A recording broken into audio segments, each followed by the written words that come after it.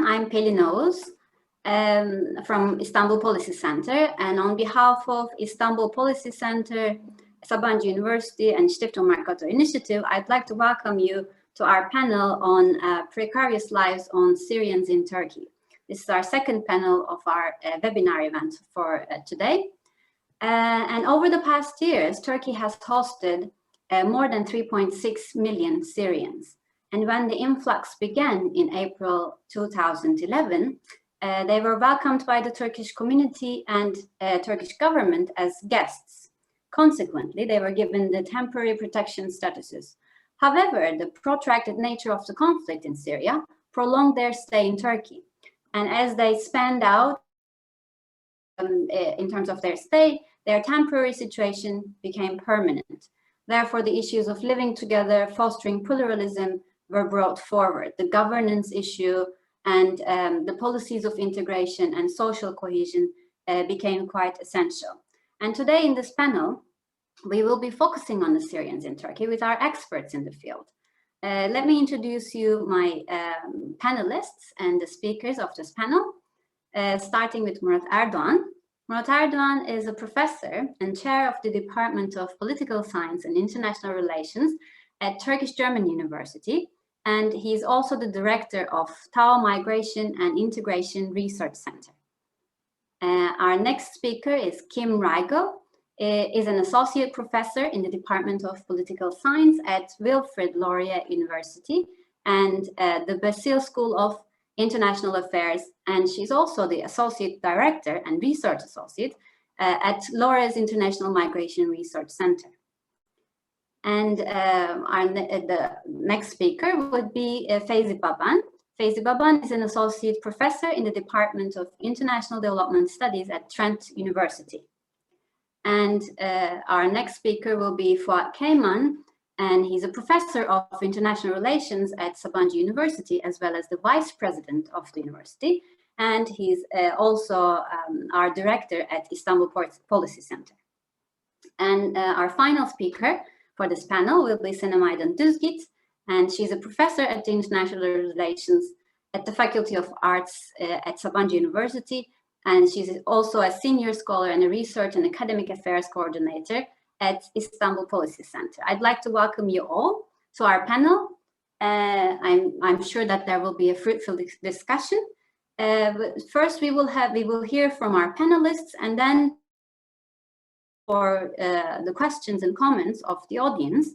And if you like to have a question and if you like to have a comment, you can write on the chat box, and we will be doing that session at the end of the panel. So we can start the panel maybe with Murat Erdoğan. He's one of the experts in the field who has long been conducting the research called the Syrian Barometer. And so over the 10 years, he knows about the situation of Syrians in Turkey. So in order to have a general framework, starting with Murat Erdoğan would be appropriate. So we can just maybe start by looking at the issue. What has changed over the 10 years, and what can you tell us about the current situation? Murat Erdoğan, the floor is yours.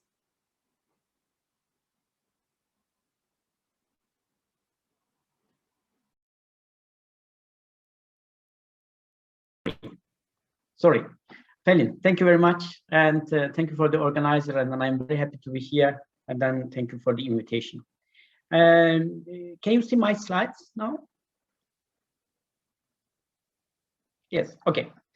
I would like to give you an general information about the Syrians and our 10 years experience in Turkey.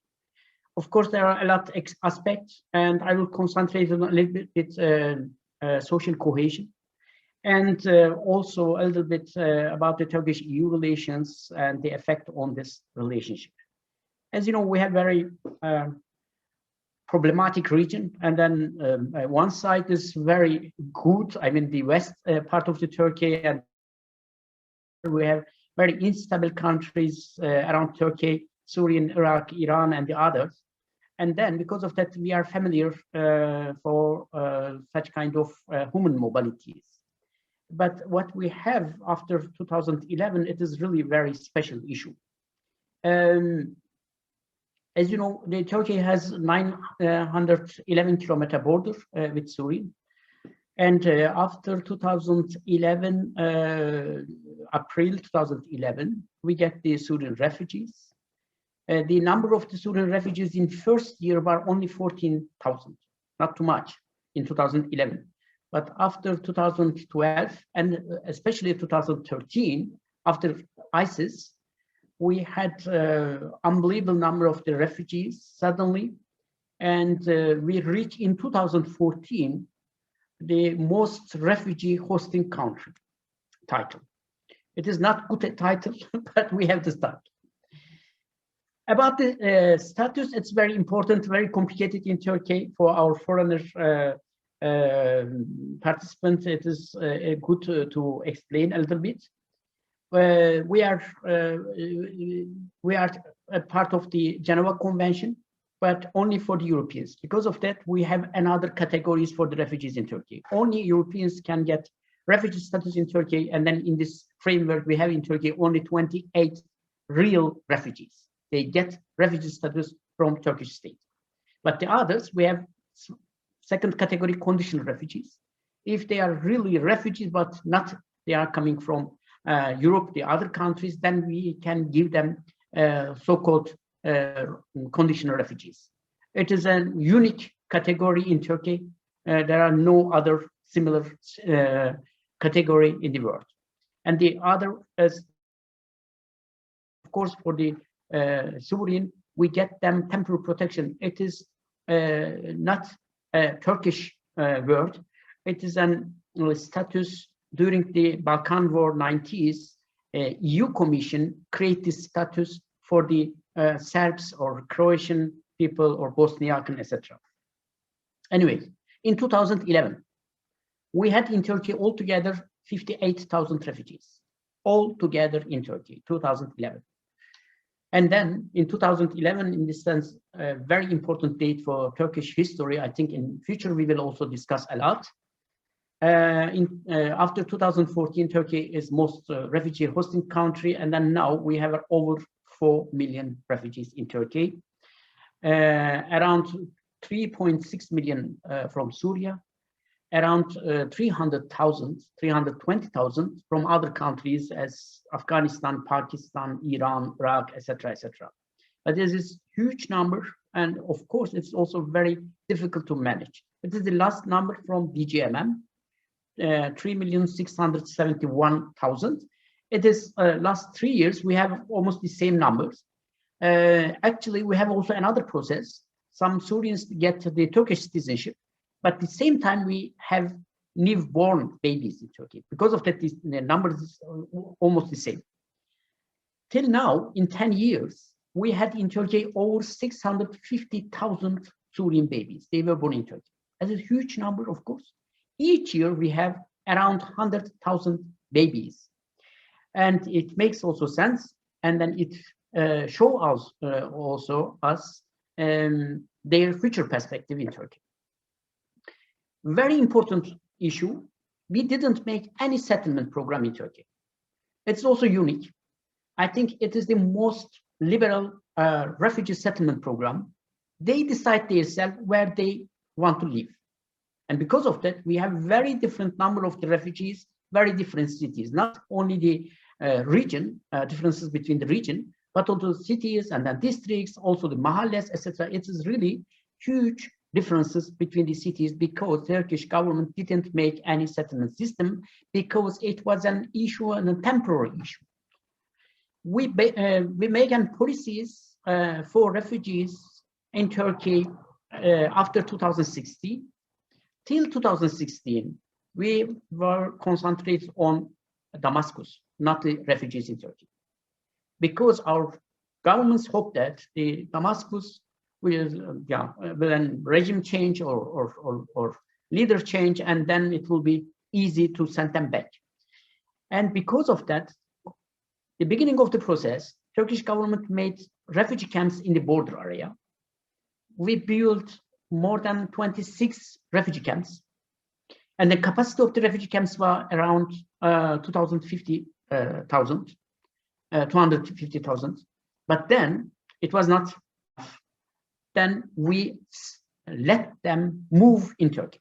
I think it is the most important strategic decision of the Turkish government. They didn't decide actually, but they let them move. And because of that, the concentration of these Syrians, even in Istanbul or in Şanlıurfa or the other cities, it's also very, very different. If we talk about the Istanbul, what does it mean Istanbul? In Beşiktaş, for example, less than 5,000, but if you go to Esenyurt, more than 200,000. Because of that, we should make an local integration policies.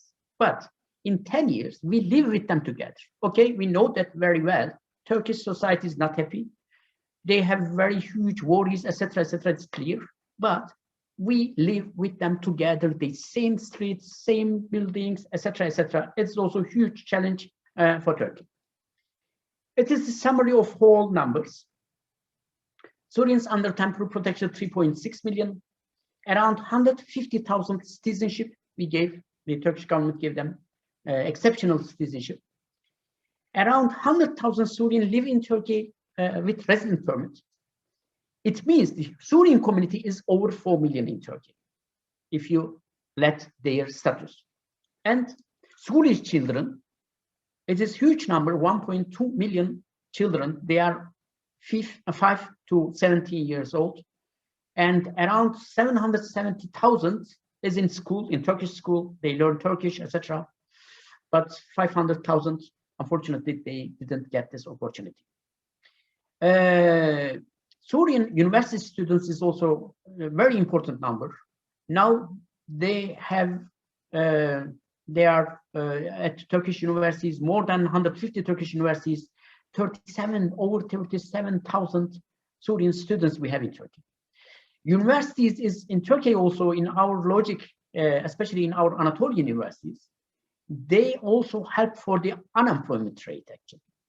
They get the students, and the students have chance to stay at the university, not looking for the job. But it will also come for Syrians soon, because they finish their university studies, and then after that they should find a job. It is also another big issue. What about the livelihood working? There are no official data for that.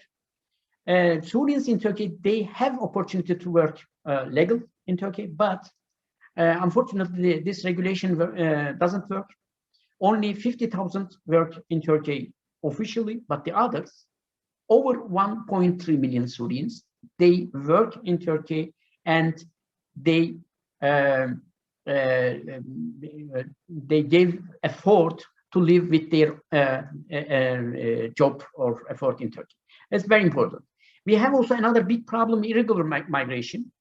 It was also not too huge before 2011, but now in Turkey, at least 1.5 million irregular migrants we have, mostly from Afghanistan. Nobody knows what's the numbers. And of course, if we said them they are irregular migrants, we should them deport, but it's also not easy. Around 20% we can deport, but the other, they stay somehow forever in Turkey. It's another huge problem. And international protection, as I said, that's 320,000. We have some program with EU together. ESSM program is very important for that. They give money to the Syrians and the other refugees. 1.8 million refugees in Turkey, they get this money per month, 120 Turkish lira per person. It is of course not enough for, especially in big cities, but it is also important for the refugees. But only 1.8 million of around 4.5 million refugees in Turkey. What about the social cohesion? Very briefly, as Pelin said that I'm doing so-called Syrian barometer survey. Now I am working on the 2020. I have also some data, and then really very important data now. And then we are trying to understand the situation between the two societies, I mean, Turks and then Syrians. As a migration expert and then academics, I have no doubt the Syrian will stay forever in Turkey. After now, it is not important what happened in Syria. And then after now, it is not important whether the Turkey made a security zone, etc., etc. Sociologically, it is totally changed, and then they established their life in Turkey. But as you know, there are also very huge differences between migrants and refugees. Last year, the EU get more than 2 million international migrants from non-EU countries. But if we talk about the refugees, the number is around 50,000. Refugees is always very problematic and then very difficult to manage. Because of that, only 15% of the refugees live in good or rich countries. Because it's also another security challenge. After the Cold War, there are two main security challenges. One is terror organizations, and then second is uncontrolled human mobility. And because of that, we are concentrating on that. I skipped that. And then lastly, about the Turkish EU relations and then new migration pact of EU. As you know, we have another relationship with EU last 5-6 years, especially after 2014. The previous panel was very important for that, but unfortunately, I have to say that I am very for Turkish EU relationship as a liberal democrat academics. But unfortunately, last 5-6 years, we are talking about with EU almost only the refugee issue. It is costly, it is very problematic, and then we have also agreement with EU. Of course, the beginning of the agreement, Turkish government hoped that we can find another cooperation field through the migrants and through the refugees, then we can get another political development, but it was not in the case. I don't want to talk too much about the Turkish and then Syrian feeling, etc. But I would like to only one point share with you. It is social distance of Syrians and then Turkish society. You can see here also very clearly a huge distance between Turks and then Syrians.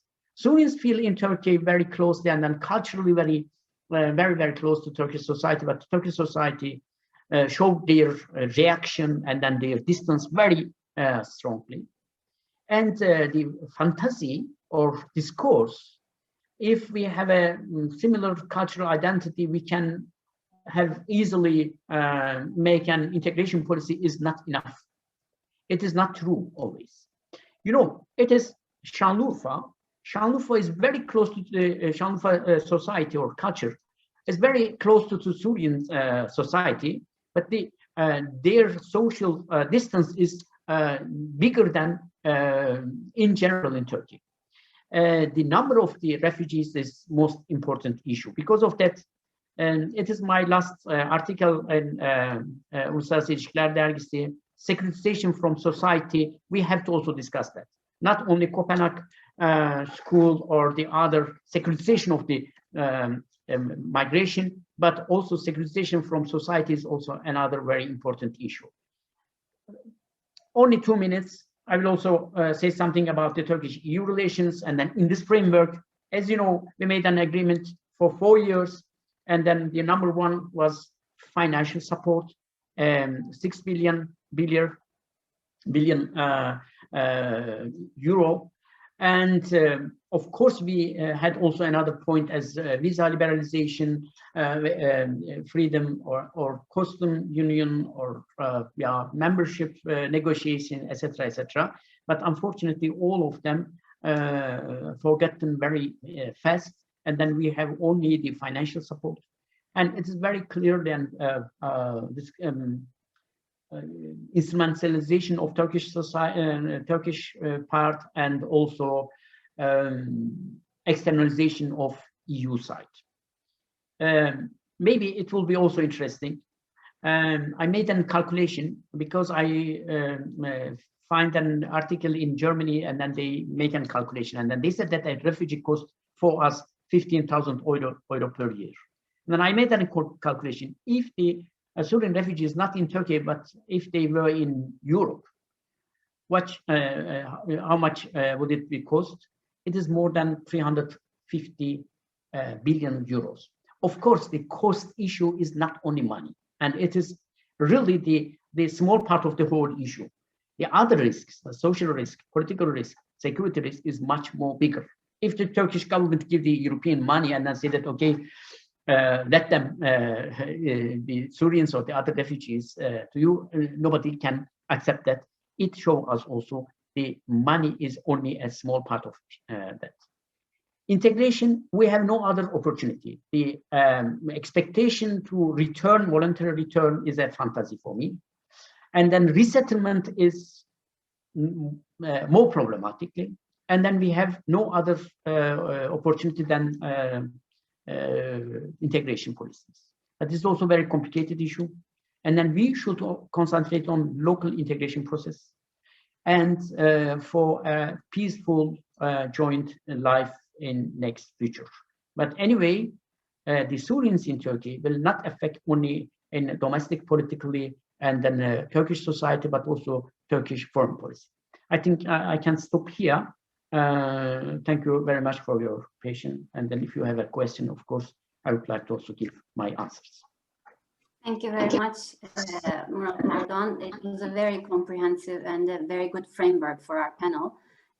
We can get questions. If you have questions, please write on the chat box.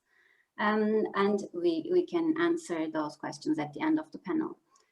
So as you were saying, that there's there's no planned mobility, so they are dispersed in Turkey. The Syrians are dispersed in Turkey, and there are like as much as 650,000 babies born each year, and this is a great challenge to accommodate so many people. And as Murat Erdoğan was saying lastly, that resettlement and voluntary return are quite problematic options. Their integration becomes the only viable solution at the end. They're living in Turkey at the moment, but they have daily encountering different kinds of problems, and they have vulnerabilities. So what are the underlying circumstances of these vulnerabilities, precarity, conditioning the lives of Syrians in Turkey, and what can be done to lessen this precarity experience by the newcomers? Now I will leave the floor to answer these kind of questions to Kim Rygiel and Feyzi Baban. The floor is yours, Kim.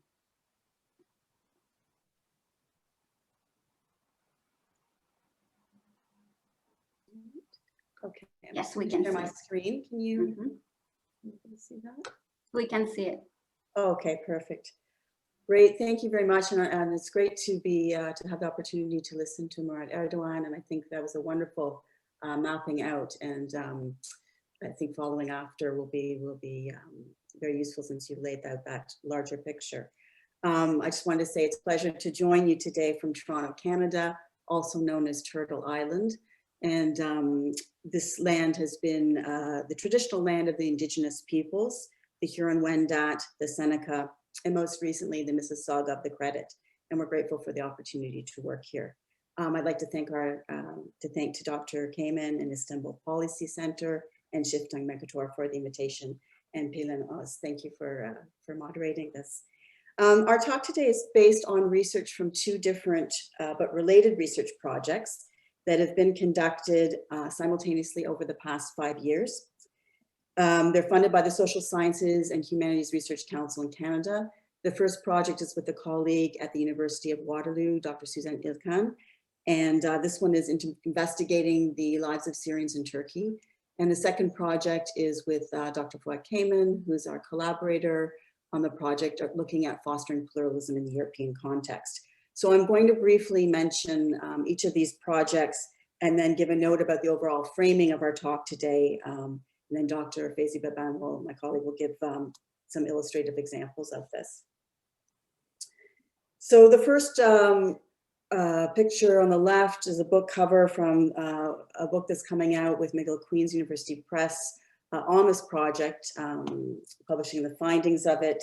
It explores the conditions of precarity facing Syrians. And as we've just heard from Murat, and as you'll know, there are many excellent Turkish scholars and NGOs really providing the detailed analysis on the ground, documenting the conditions facing Syrians.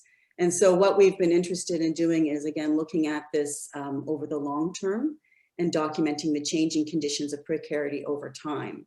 And also to document really the conditions of precarity through the narratives and perspectives of Syrians themselves and from NGOs and civil society organizations working on the front line aiding Syrians.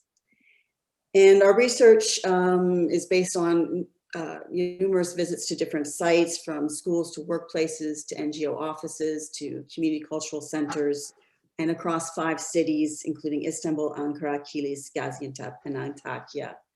For this, we conducted 40 in-depth interviews with representatives of international and non-governmental and community organizations in urban Turkey that are aiding Syrians. And then also 42 in-depth interviews along with informal and also formal focus groups with Syrian refugees.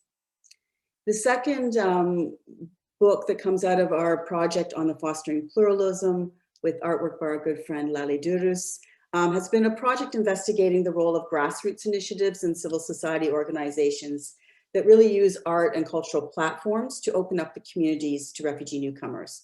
And here we looked at a range of initiatives in Europe, but predominantly in Copenhagen, Berlin, Riyadh, Italy, and Istanbul and Gaziantep. And so together, these projects give us an understanding of the conditions of precarity facing refugee newcomers in Turkey and elsewhere in Europe, but also some of the conditions necessary for successfully living together in diverse and multicultural communities. And so we're going to speak a little bit about both aspects of these today. Just sort of summarize the argument, that then Feyzi will give some illustrative examples. In our work, we talk about this in terms of thinking about the webs or the layers of precarity and how different forms of precarity actually impact each other. And we discuss this through a concept of architecture of precarity. And we focus on really 3 aspects. The first is the precarious status of Syrians, and we've heard Murat talk about this, which is really the short-term or provisional status afforded by living under temporary protection. And so we look at the way this precarious status then really impacts a number of on-the-ground access to social services for Syrians, the way they need to navigate constantly changing policies and programs to access these social services, situation with employment and housing, and all of these create precarious spaces for Syrians in which to try to settle. And I've also heard from Murat the additional issue of xenophobia, growing xenophobia within communities, negotiating that. And then the third area that we look at is really around precarity of mobility. So the panel, those workshop is, we're thinking about governing through precarity. And of course, the mobility rights of Syrians are very much affected through the governing of Turkish and international authorities, whether it be internally, for example, by bus through Turkey, or through registration, through Kimlik, for example, or through the EU-Turkey deal, or through issues of deportation. So those 3 levels together, we look at in terms of this kind of larger scaffolding of architecture of precarity. But because, of course, refugees are not just victims of governing efforts, but of course, negotiate and navigate and find ways to settle and to live. In our second project, we've really been looking at the ability of Syrian refugees to successfully make new lives for themselves, whether in Turkey or Europe. And in this, we found that 3 variables are really important to the successful integration or social cohesion that Murat Erdoğan was talking about. So the first is leadership and the tone of political leaders. This is, of course, really crucial in giving a message about welcoming newcomers to the broader society. So Feyzi will speak more about this in the Turkish case, but we can think of some, key touchstone points of, for example, German Chancellor Angela Merkel in her messaging, "We can do this" in the early days, or Erdogan's open door policy in the initial days, or even in the Canadian case, Prime Minister Trudeau's messaging around welcoming Syrians. This is very important in terms of signaling to the broader society that newcomers are welcome. In addition to leadership, government policies, of course, are very important. And this is very important. Again, I think Murat Erdoğan touched on this in terms of scale and thinking about not just national policies, but then also how they really touch down at the national or even, I would say, municipal level, being increasingly more important. And I would say this is also in the Canadian case particularly important in terms of the way we've been resettling refugees. So it makes it possible, these policies, to resettle through language learning, access to health, housing support, job opportunities, and also very importantly, the promotion of a sense of belonging. And it's on this level here that I think the particularly important third area is to pay attention to civil society and really community-based initiatives. And while these might not be sufficient on their own, we really feel that they're crucial to look at what's happening at the neighborhood level and whether civil society organizations, the difference that they can make in terms of people feeling belonging, and also in terms of getting to know newcomers as neighbors. And so these three elements are really key, we would argue, to successfully making space for newcomers and to creating communities that can foster better living together, more peaceful living together. And I would just end, before I turn it over to Feyzi, on kind of a final note, in that we see this as particularly a moment now where we're seeing rising, of course, xenophobia and racism around the world. And this is compounded by vaccine nationalism. And with COVID, really the push in many countries really for closure of borders. And so the idea of learning to live with difference in diverse societies has really become, and I think will continue to become, one of the pressing political and policy challenges of our current moment. And it's this time where we can't fall back, in terms of nationalist or assimilationist models, but we really need to think, as Murat is talking about, social cohesion and integration. And would note that this is really a two-way process. Jennifer Hinman and Michaela Heinemann have written about this very nicely, to note that while we often focus on material access for newcomers, really integration also requires host societies to actually not just provide these things, but then to also educate and to change the attitudes and practices of the communities to which newcomers are integrating. And I'll now turn it over to my colleague to give some examples.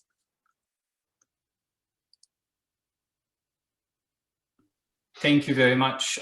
Thank you, Kim, and thank you, IPC, to organize this panel and invite us. And as just Kim did, I also would like to, I'm joining from Toronto as well, like Kim, and I'd like to express my gratitude to Indigenous people of Canada and grateful to be, to share this land with them and to work and live on this land.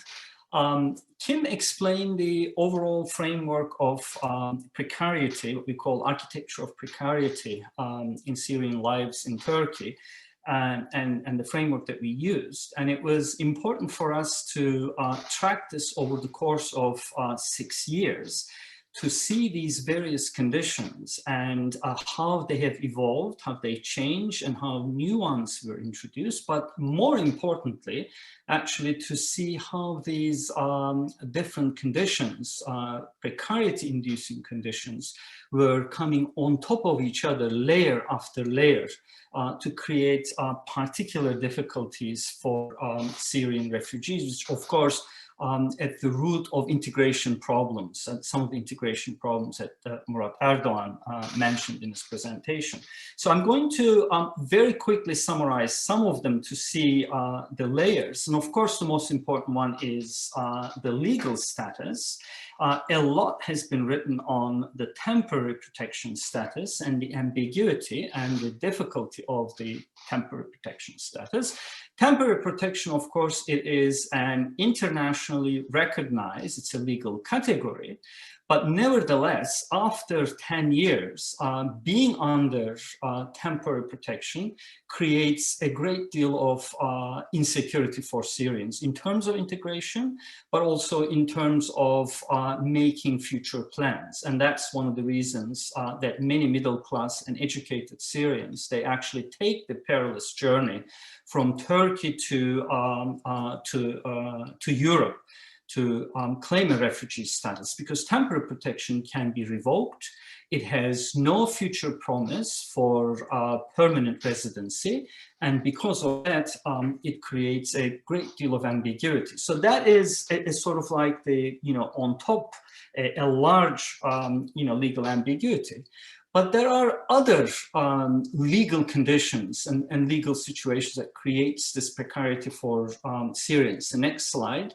the continuously changing rules and regulations in Turkey creates actually a great deal of problem for Syrians. Since 2013, since the introduction of the new migration law, the Turkish government actually introduced so many different regulations, different ministries introduced different regulations, circulars, and new rules that many Syrians, of course, don't know. And we actually found out that many bureaucrats also don't know how to navigate that many of these rules. I'll give one, for instance, a small example. I think it was in 2017. The Turkish government made a change in the ID numbers. So the Syrians were supposed to add a 0 to their ID. It was a simple procedure. They were supposed to log in and go to internet and add that 0 to make the ID, the temporary protection ID, valid again. But they couldn't do it because many of them didn't know. Many of them did not have access to internet, and some of them actually didn't understand what they were supposed to. But as a result, for quite a while, they lost access to healthcare and other services. So this actually looks quite small. For many of us, it may not be a big deal, but for people who do not have access to these services and internet or the language skills, it actually becomes a big hurdle. So when you add many of these changes, then it becomes very difficult for Syrians to navigate. The other important source of precarity for Syrians in that architecture is the shifting domestic and international political landscape. I'll give two examples here again. The one is the long citizenship debate in Turkey. Now, temporary protection, of course, does not promise any kind of permanent residency, let alone citizenship. But whether the Syrians should be given citizenship in Turkey, it's a constant ongoing debate. It's a back and forth. In 2016, for instance, President Erdoğan made the announcement saying that it's time now to give Syrians a citizenship. This created a huge backlash.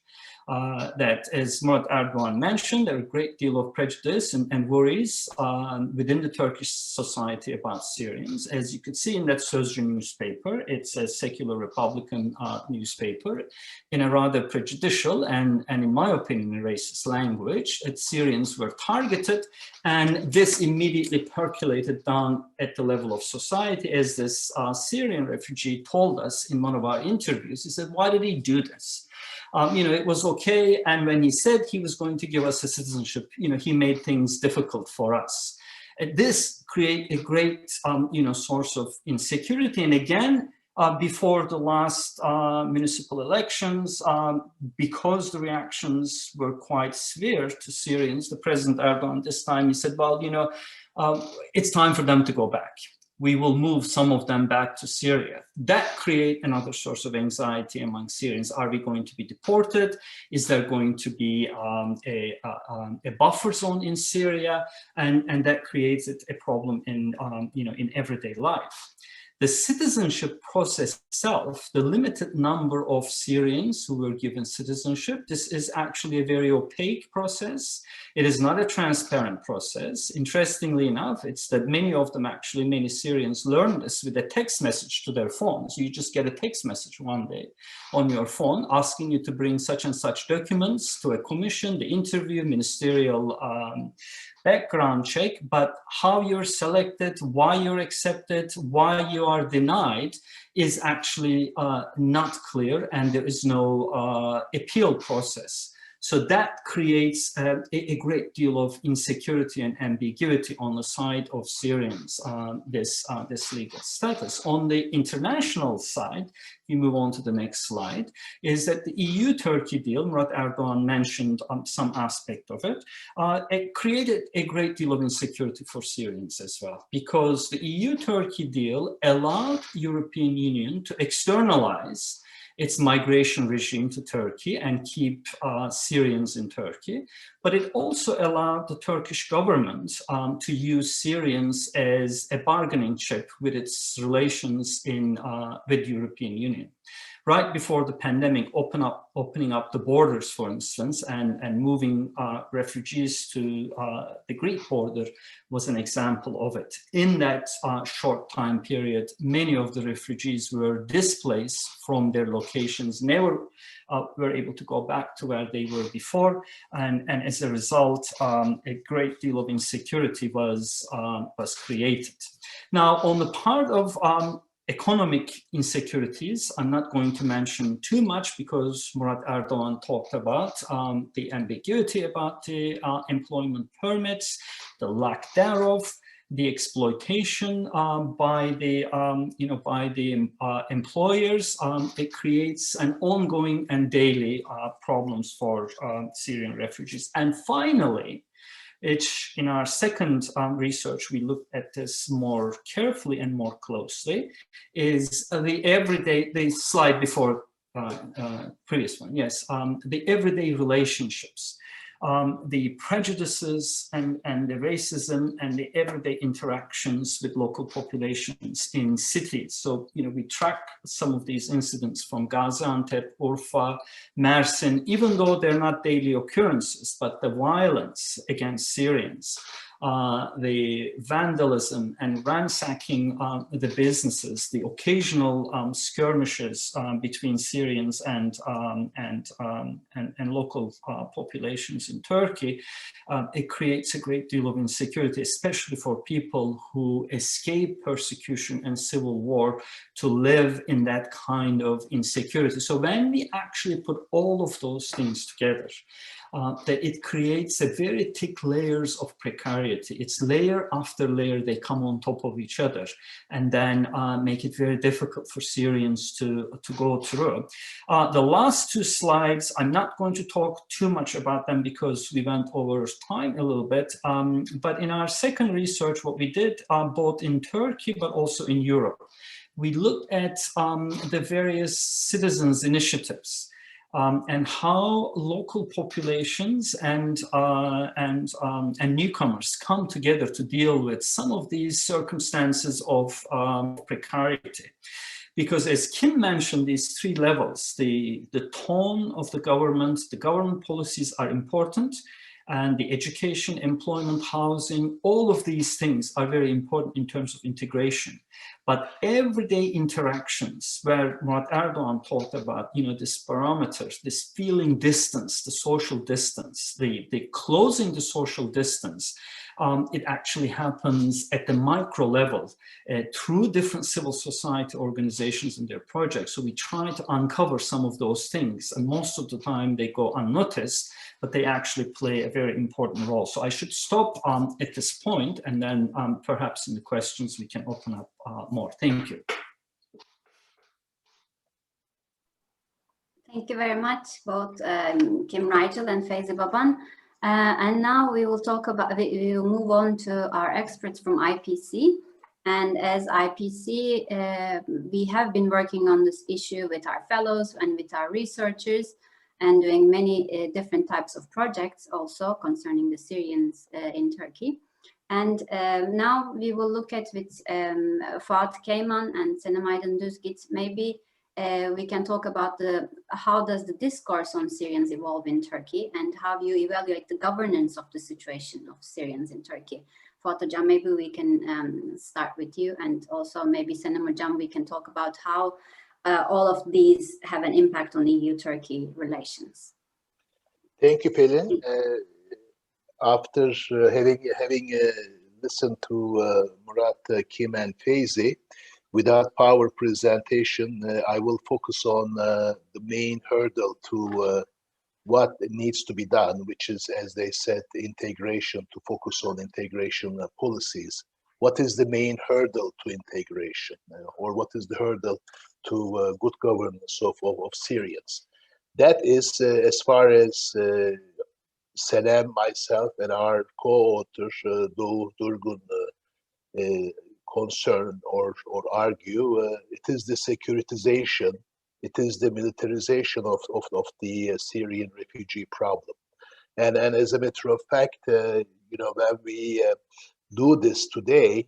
We are doing this in the time when the Syrian problem, Syrian impact tragedy has entered into its second decade, so far costing more than 500,000 lives and almost 13 million people, which is almost like half of the Syrian refugee to flee their homes. So as a matter of fact, we are talking about, to begin with, extremely tragic situation that we've been actually observing, living through last 10 years. And we have entered in the second decade, and I'm afraid that this problem will endure, and we will actually continue talking about the precarity of Syrian in Turkey and the other countries in a very tragic way.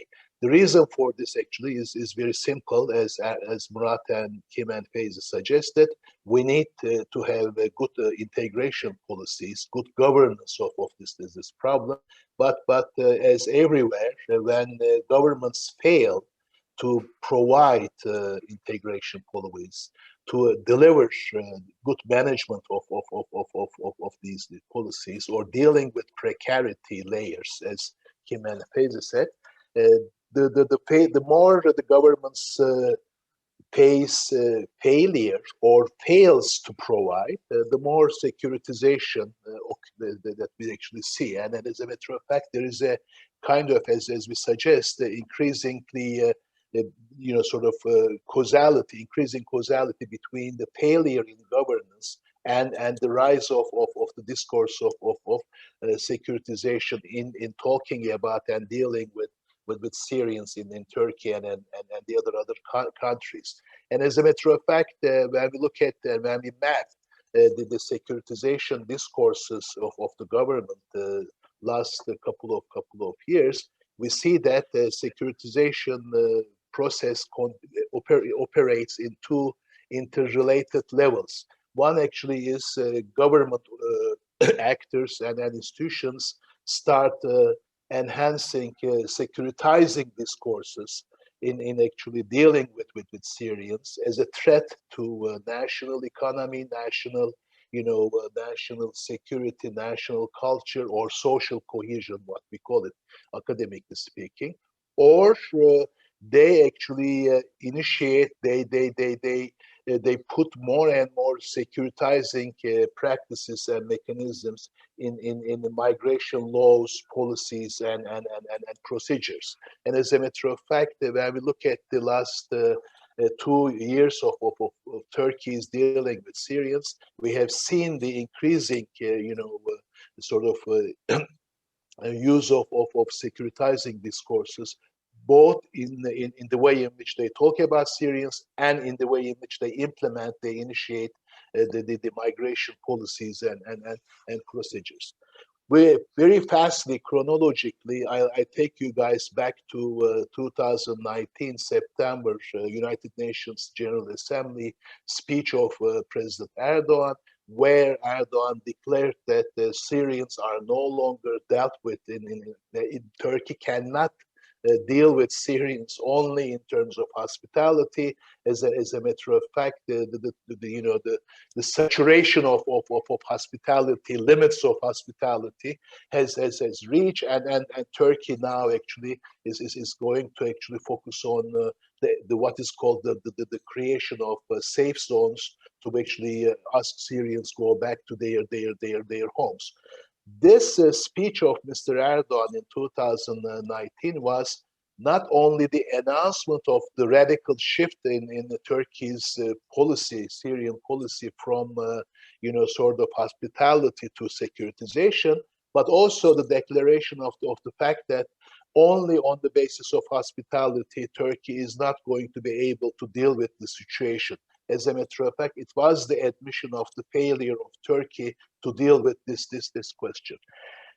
The reason why I'm saying that it was the declaration of both, sort of the need for creating safe zones, that is the practice of securitization, and the declaration of the failure of the Turkish government to deal with this problem only on the basis of hospitality, without attempting to govern the issue, that actually is also traced back to 3 years ago, 2016, as a matter of fact, for the research that is being done on the Syrians, the beginning of the securitizing the refugee problem in Turkey.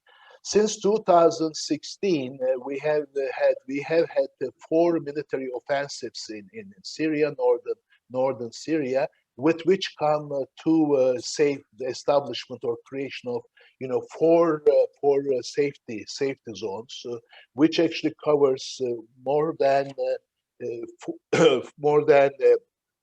400 square meter, which is actually a very large portion of northern Syria. And the combination of military offensives and the creation of safety zones actually indicated that this refugee problem is no longer actually a problem of humanitarianism, but also problem of security and securitization. Since 2016 onwards, through military offensives, through the creation of safe zones, through the sort of the incursion of Turkey in the northern Syria, as a matter of fact, we have been observing an gradually increasing shift from hospitality to securitization. This actually meant the externalization of the Syrian problem in Turkey, because hospitality actually, sort of involves a kind of dealing with the Syrians in terms of Turkey's own living together discourse and everything. As a matter of fact, it is a much more internal Turkey problem. But since 2016, especially 2019, we have actually seen the shift in discourse towards externalization, which means that unless we solve the Syria problem, we cannot solve the Syrian problem, the problems of Syrians. And then when we actually solve the Syrian problem, then they are going to go back home. So the return of Syrians back home kind of discourse has replaced Syrians as victims, Syrians, sort of as actually people who are forced to flee their homes, and Turkey has open, border policy, hospitality to actually deal with these people in terms of humanitarianism, in terms of prioritizing humanitarianism over interest and geopolitics. So the externalization through foreign policy since 2016 we need to actually take into account and investigate to see why we are actually facing a big problem of not being able to initiate integration policies in regard to Syrians in Turkey, and why they actually live the different layers of precarity. But nevertheless, our research has also indicated that since 2016, internally, the Turkish government's discourse about Syrians has shifted too. As a matter of fact, Feyzi Baban's one of the slides referred to President Erdoğan's speech where he says that Syrians need to go back home. And at the same year, 2016, the Internal Affairs Minister Süleyman Soylu's sort of recursive speeches about Syrians, where he talks about Syrians as a risk for national economy, as risk for national culture, risk for national security, and Syrians actually need to go back home. We have to provide basis for their voluntary, so-called quote unquote, voluntary decision to go back home. So 2015-16 for us as the actual turning point for the radical shift that occurred in Turkey's government, sort of policy towards Syrians. Of course, one could actually refer to the 15th of July military coup.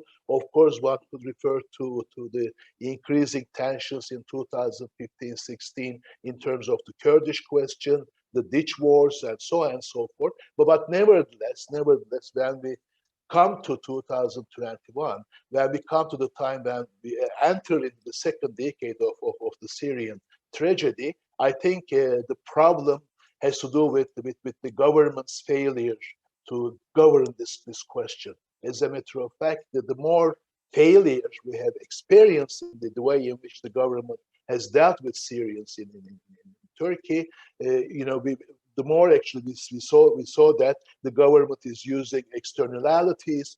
Government is using actually more sort of still thinking about Syrians as victims, but nevertheless they need to go back home. They are here as a kind of a temporary way. Our colleague Ahmet İşduygu has a good concept for dealing with this dilemma that the government has actually in its discourse, in its governance of Syrians in Turkey. On the one hand, they are victims, but on the other hand, they need to go back home because they are becoming risk for social cohesion, sort of living together, national security, national culture. Is that actually the government has been, legally speaking, the government has been applying what is called the temporary protection policy, the two wars Syrians. But as Ahmet İşduygu said, after 10 years, this has to be permanent temporary protection policy. And as a matter of fact, the more permanent it becomes, the more precarious the situation also becomes for the Syrians in Turkey. So it is the Turkey's choice, as a matter of fact, what we are suggesting. In the beginning, it was the Turkey's choice to apply open border policy for Syrians. Murat Erdoğan has a brilliant work on the sort of the Syrian barometer, and all of these the layers, like the architecture of precarity, as Kim and Feyzi said, the layers of precarity, numbers, and everything. But it was Turkey's choice to actually to have an open policy and to think of Syrians in terms of hospitality, to welcome them. It was also Turkey's failure to actually to not to be able to shift from hospitality to governance, not to adopt, not to initiate integration policies after 2016. And it was Turkey's actually choice again to actually use more and more securitizing discourses, both in terms of dealing with framing Syrians as risk for Turkey's future social cohesion and security, but at the same time initiate and implement sort of securitizing policies and practices in migration, law and procedures in Turkey since 2016. And then as a matter of fact, it was Turkey's choice to deal with Syria in a certain way, and then actually it should be the Turkey's choice right now to actually go back to governance from securitization, to deal with the layers of precarity. And if Turkey wants to go back to governance, meaning, or that is, wants to go back to initiating the sort of mechanisms and procedures of integration, we have actually internal governance triangle. The state government is important, local governance, i.e., sort of local government, municipalities, and the local bureaucratic mayors are important, but at the same time, civil society and civil society initiatives are important. There needs to be an inclusive governance in terms of, or to bring these three elements together. But nevertheless, let me actually stop here and then give the floor to Senem. The dilemma of this whole failure of governance and the choice of securitization it can be seen also in a kind of a dilemma that Turkey's choice has failed in terms of the Syrian question. The main actors in Syrian conflict, Russia, Iran, Turkey, Saudi Arabia, Israel, except Turkey, these actors have nothing to do with the migration problems, refugee problems. As a matter of fact, especially Russia uses the Syrian problem to leverage its actually geopolitical presence in the Middle East. Likewise, Iran, likewise, Israel and Saudi Arabia and Emirates. It is only Europe, it is only European Union, despite or regardless double standards, problems, lack of interest and lack of actually engagement with this problem, it is only the European Union and Germany especially that have been involved in the Syrian problem.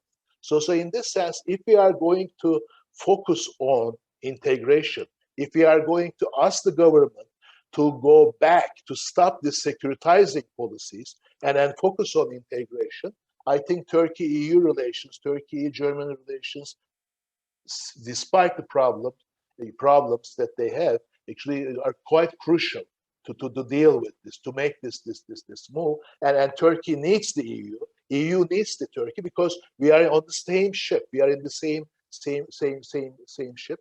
So it's the same boat. So in this sense, I think we have to go back to governance. We have to try to explore ways in which actually we could actually initiate successful integration policies. But there is a need to enhance Turkey-EU relations in that context, where I stop and I actually pass the floor to Senem to talk about the role of EU in this context. Thank you.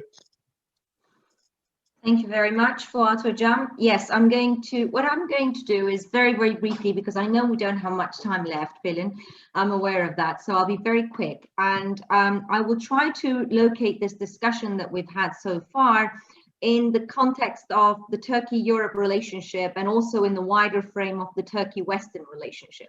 Because what we've been observing is that Turkey for now quite a long time has been using migration, this issue of Syrian migrants, in its discourse, in its international discourse to the global audience, to present itself as a humanitarian actor, vice versa the ruthless colonial West. So on the one hand, it's fine with the EU-Turkey deal, and it talks to the West, it works with the European Union, but on the other hand, in the international level, it uses, the EU-Turkey deal and other, very much, of course, criticizable elements of EU policy, as Feyzi also mentioned, against the EU and Europe and against the West in general. So it uses it to pose sort of a more normative space for itself in the international realm.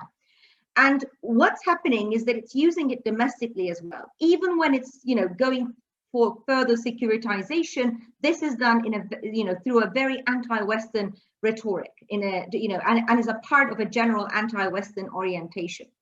Now, of course, if we look at the EU, on the other hand, I think there's serious ground for criticism for the way in which the EU has been externalizing its migration policy, not just via the EU-Turkey deal, but through all those other readmission agreements that it's been signing with third countries. I think that's the way that the EU will go on for a while now, right? That seems to be their strategy. Externalize it as much as possible, because obviously they won't be able to make up their minds on a common and coherent asylum policy. That's not going to happen, especially with countries in Central and Eastern Europe that are starkly opposed to this. So this is not happening in the foreseeable future. So let's just externalize. And they take the EU-Turkey deal as a relatively successful example of this externalization. Now, of course, personally, I too am critical of the deal because of its normative, legal, and many other aspects. But I think it also goes to show something that, as Fuat just said, if Turkey is going to work with anyone in dealing with the governance of Syrian migrants, this obviously is not going to be Russia, or it's not going to be the other countries in the Middle East. It looks like the only block of countries that might be willing to work with Turkey will be European Union countries. Now, of course, the question then is how to cooperate, or how to build a more sustainable cooperation that goes beyond the obsession of migration and border management and numbers. And so, which actually is what the current deal is mostly based on. I think this is going to be the challenge. And from what I've been hearing and what we've been reading from your earlier presentations and also the literature, is that this cooperation has to be based on governance. So that should be the key word, I think, for any future collaboration. I mean, this governance issue, I think, is at the heart of Turkey's problems, many problems. It's not the only issue, but I think it's very critical.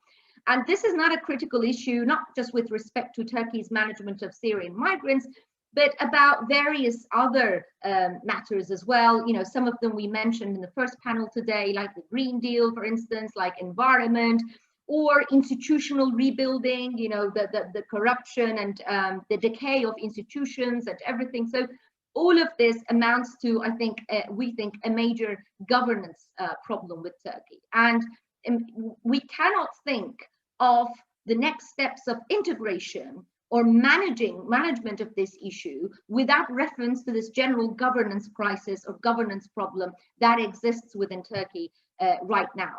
Now, again, if we come back to the European Union, I mean, obviously, both sides are, you know, want to work on a new deal, sort of revise it and perhaps extend it. And I don't know where we are exactly at that stage. But we argue that, you know, any move for further cooperation has to be based on rights-based good governance, which aims at cohesion and which also aims at employing effective interinstitutional cooperation between the central government, between the local actors, and the civil society organizations, you know, that have all been mentioned by the previous speakers as well. We think that this is the only way to go or to move beyond this excessive focus on migration and border management, which is where the EU tries to move the subject to, right? So they keep on, you know, underlining the importance of Frontex or the training of Turkish officials by Frontex and this and that, which is fine and good to some extent, maybe one can argue. But obviously, when you put the focus as such, you actually distract also the real governance related challenges that are there and that I think will be there to stay for the much longer term.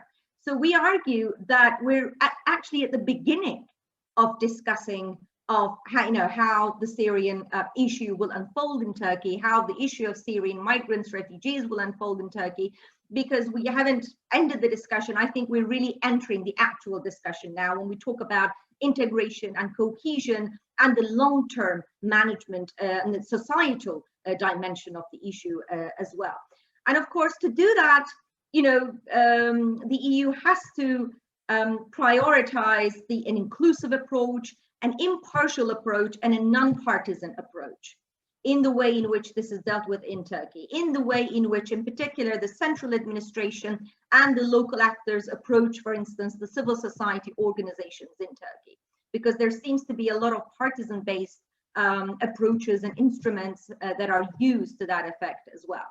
So what EU needs to do is, you know, directly interact with Turkish local actors, with Turkish CSOs, for capacity building, effective coordination, for sharing of best practices, for providing a platform for interaction and learning, etc., etc. So there are, in fact, quite a lot of things that it can do once it sort of widens the gaze beyond just the borders and border controls.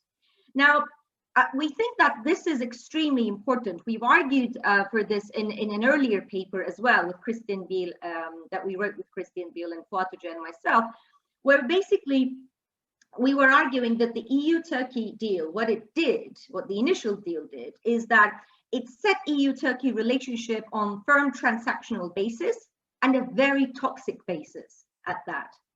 And we think that this focus on governance, this focus on integration, that goes in parallel to the EU's own experiences with its own migrants. I mean, obviously in some countries there are almost none, but in countries like Germany, for instance, or Sweden, there are more, and then that there are issues and practices that can be shared.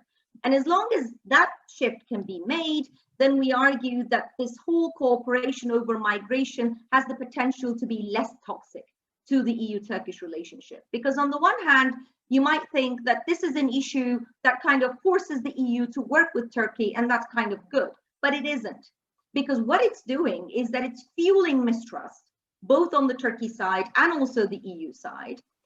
which we already know that there's already a very high degree of mistrust between the two actors because of various historical, etc. reasons.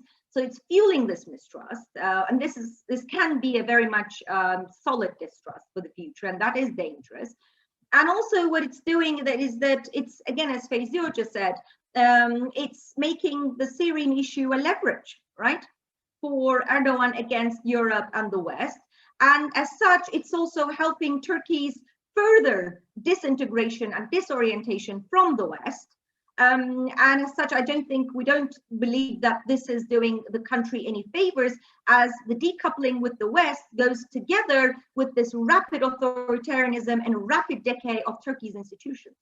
So we think that this is all very closely interconnected. So there's a very strong domestic dimension to this, but there's also a very strong international dimension to this, and even a global dimension to this that we need to keep in mind. But of course, as Fuat also said, and this is how I want to finish, that this is at the end of the day, yes, it's up to some extent the EU, but at the end of the day, this is very much largely hinges on Turkey and Turkey's own choices regarding how it's going to govern itself, including the Syrian migrants that are in Turkey and which seem likely to stay. So I think I'll finish it at that because I know that we have very limited time. Thank you very much, Senem Hocam, Fuat Hocam as well. This panel was really informative from each speaker, and it has very intense and layered aspect, way of looking at things, because this is a very multifaceted problem and it's not easy to tackle, and there are different layers that we have to discuss. There are questions, but we are out of time, but I'd like to ask those questions very quickly and give you a couple minutes of answering time. First, I'd like to start with Murat Hoca. A question from Jana Tulish from IPC. How is the situation of Syrians during the pandemic in Turkey? She was wondering about the situation of Syrians in Turkey, especially because of the fact that we have not been talking about them for a long time period, and their media coverage is very limited now. And she is also saying that we do not know whether they will be getting vaccinated or not. There's a question for you, Murat Hocam, if you would like to answer. But also there's one I see from Gülcihan. I'm going to ask that to Kim Rygiel and Feyzi Baban. But maybe you also would like to mention some of your experiences in the Hatay region and how the Syrians are seen by the population living in Hatay because of their cultural proximity. We think that they would be there will be more hospitality, but the situation is maybe different. Could you please elaborate on that? Thank you. The floor is yours for a couple minutes, if you please. Can I start? Yes. Okay. Thank you very much. But I think Fuat Hoca asked a very important question. What's the barrier for the integration process in Turkey? It's very important, and then we are talking about a lot about the securitization, etc., etc. But we should be also say that refugee issue is a security issue. We cannot ignore that. It's a very high level political subject and also security issue. A month ago, the Prime Minister of Denmark, she said that we will follow a new policy for refugees. We will have zero refugee policy, okay? Zero asylum seekers policy. And then she said that they are a danger for our integration and social cohesion, etc., etc. Fuat Hocam, you know, I think we are the first country in the world. We are doing integration policy for the refugees. And then we should also think about that the difference between the refugees and then migrants. Of course, in Canada, they get also the refugees, but 25,000, and then they order, they are coming, and then they make an organization, and it is, of course, easy to organize that. But what we have, our experience is totally others. Suddenly, we face to more than 3-4 million refugees.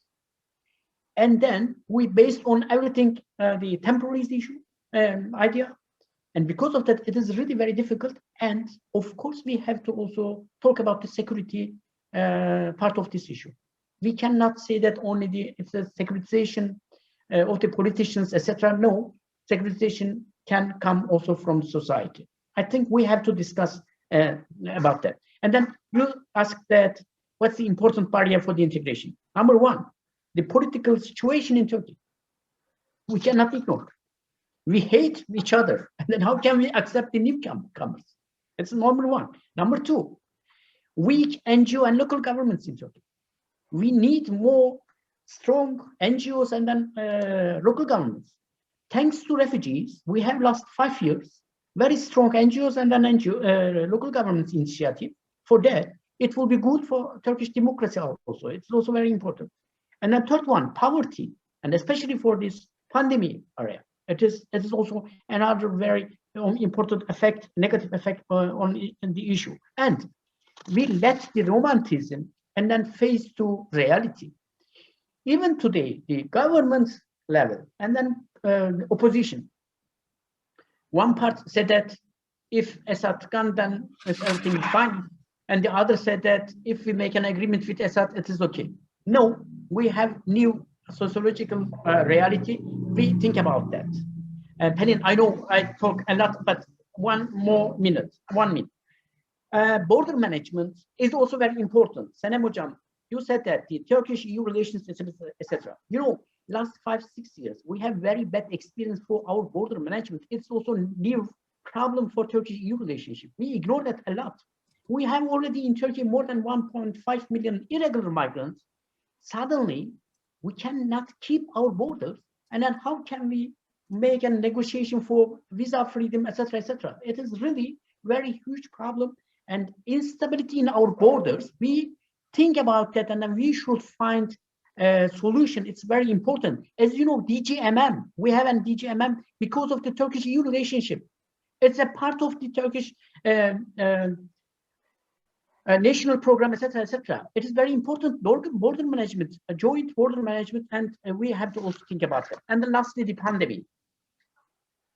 Yeah, our most important problem in Turkey is transparency in each section, also the pandemic. We are also, as Turkish citizens, we have also no idea what's the number of the cases, etc., etc. For refugees, they have opportunity, of course, as the Turkish citizens get this health services, also vacations, etc. But till now, we have very little information. They have healthily not too much problem. It is ordinary as the Turkish society. But for economic part, is very disaster. We see also in our last Barometer survey, more than 1/3 they lost their job during the pandemic. It's the most important problem. And then it will also affect on the political agenda on also the social. Thank you very much. Sorry, it was a little bit long. Thank you very much. Thank you very much, Murat Hocam. Now I'd like to ask Kim, Rygiel, and Feyzi Baban a question from Gülcan Çiğdem Okan from IPC as well. She's asking about the encounters between Syrians and Turks, especially in Mersin, Hatay, and Gaziantep, and your experiences. And she's assuming that the cultural proximity in terms of food and cuisine especially bring them together. But she's asking about the localized approach, how important that is in terms of integrating Syrians to Turkey with more civil society organizations, engagements, and projects. And how would you comment on Turkey's leadership in governing the Syrian issue in Turkey in general? Would you like to elaborate on that? Kim, you have the floor, or I will start, and then okay. I'll start, and then Sure. perhaps Kim will add a couple of things. And quickly, if I say a couple of things about this, I think that's a very important question that actually Gülcan asked, because a great deal of integration actually happens at the local level. as Murat Erdoğan showed in the Barometer, is that depending on what areas that we are actually talking about, we see very different types of relationships, even in places that are quite close to each other. If you take 3 places, Hatay, Gaziantep, Kilis, for instance, the relationship between Syrians and the local population tend to be very different in those locales. Kilis is a very interesting area, for instance, because as Murat Hoca's statistics showed, now it's a majority Syrian population, but there's actually a very intricate segregated lives happening in Kilis. The local population and Syrians, they live as if they don't exist. They pretend that each other doesn't exist. So that's actually in and of itself another topic of research, that because there are very intricate set of relations in a rather small proximity, where these 2 communities develop visible and invisible ways of interacting that keep some kind of quiet. But in the long term, that is not integration and that is not cohesion. It's not sustainable. Or if we look at, for instance, Hatay, we see a completely different composition where there are Arab Alawite local population, which is now accepting Syrians coming from Syria, who tends to be Sunni and more conservative Muslims, which is creating skirmishes. And Turkish government, in its own wisdom, that started to locate the Syrian newcomers into Alawite neighborhoods first, which of course created a disaster. And then they moved on. So there are all sorts of things happening at a local level, and the integration requires to understand the intricacies of those local levels. Here, that's what the research Kim and I actually did, the fostering pluralism research. We find that the importance of local NGOs and the work that they do. We call them actually a low-cost, high-impact solutions to integration and the cohesion problem, because these civil society organizations are embedded into local populations. They have a high capacity to create interactions between local populations and the newcomers. The one organization, for instance, we work very closely for the last 6 years now, and Fuat Hoca knows them very well as well, in Gaziantep, Kırkayak, for very limited resources. They actually play an enormous role in Gaziantep. And here I will conclude with that, and they asked the Turkish government's governing of the issue, but unfortunately, the Turkish government does not really allow these civil society organizations to use their full capacity. The beginning of the Syrians coming to Turkey, civil society organizations were more active. But as the time went by, the Turkish government tightened the screws, and many of these local NGOs now are not as effective, international and the local ones, even though they can actually play an enormous role in addressing some of the micro integration issues. So I will stop at that. I don't know if Kim has anything to add to that. Just very briefly, because I know that we're out of time. I would just say, I mean, the cultural proximity, yes, you would think this would, but I think as Feyzi mentioned in Kilis, I mean, we were really struck by, even in one case, I remember, a man was married to a Syrian woman and the mother-in-law was in front of the little son, using completely racist language towards the Syrian mother of the son, actually the husband's wife. Or just in terms of crossing the street, right? We would ask, do you go to the bakkal on the opposite street, side of the street? And people would say no. So, and the quote that we showed on the slide of Tarbush, the owner, I mean, yes, there should be more Turkish people going to Tarbush perhaps, but as he said, Turkish people have a particular pride in cuisine, rightly so, and are slow to maybe go to Tarbush because they see it as different, even though it is quite similar, in the grand scheme of things. So cultural proximity is one thing, but it actually, as we've been talking about, really requires more than that. It requires active creation of spaces where people, I think anyways, where people, and we've seen this in the European context, in Germany, for example, the same thing, where people have to get to know newcomers, not as others, not as threats, not as somebody different, but to actually get to know them as their neighbors, right? To get to know them within their community. And when we start to see spaces and programs where people get to know one another like that, then we see that there's more integration, or at least the possibility of it happening in a more positive way happens. And just the last kind of thing I would say about that is language, because I know that's controversial, but in my own work also in Waterloo region, you know, having signage in language, it takes a long time to acquire new languages. So having some ability, we see the eradication of Arabic signage, but maybe having more signage and making those spaces comfortable for people when they first come and they don't have the Turkish language. Just like in Canada, we need to do that for people acquiring English because it takes a process. That can go a long way to, that's a very small step, but it can go a long way to making people feel they belong. And the last thing I would just say is we did see, I would say on the younger generation, a lot more positive kind of, I think, opportunity and possibility of integration as they go to schools, as they're fluent in both languages. It seemed that young people had a, especially going through the university system, might have a more successful outcome in terms of integration. So that's hopeful. Thank you very much. So we're ending this on a hopeful note. I would like to thank all our panelists, Kim Rygiel, Feyzi Baban, Senem Aydın-Düzgit, Murat Erdoğan, Fuat Keyman, for all their contributions. And also our audience, I'd like to thank you for the comments and questions. And also this is an event jointly organized by Stiftung Mercator. So we would like to see you in our next events as well. So I would like to say goodbye now. Thank you very much for joining us. Thank you. Bye.